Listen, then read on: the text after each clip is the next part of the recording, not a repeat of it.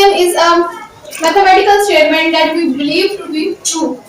कि axiom जो है वो ऐसी mathematical statement होती है जिसको हम सही मान लेते हैं, जिसको हम मान लेते हैं कि वो सही है विदाउट एनी एविडेंस, बगैर किसी सबूत के अगर हम किसी मैथमेटिकल स्टेटमेंट को सही मान लेते हैं तो वो हमारे पास एक्सियम होता है। और रिक्वायरिंग एनी प्रूफ कि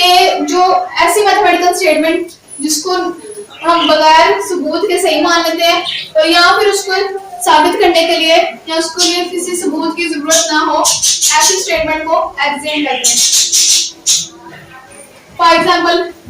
through a given point infinitely many lines can pass, कि किसी भी एक given point में से, ये हमें point एक given है, उसमें से क्या होता है infinite many lines can pass,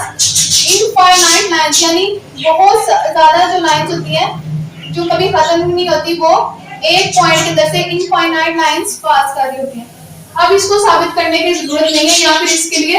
इसको सही मानने के लिए हमें किसी सबूत की भी जरूरत नहीं है, तो इसको हम क्या कहेंगे, एक एक्सियम है। ऐसी मैथमेटिकल स्टेटमेंट जिसको सही मानने के लिए किसी सबूत की जरूरत नहीं होती या फिर वो उसको साबित करने की भी जरूरत नहीं होती, उसको हम एक्सियम कहते हैं।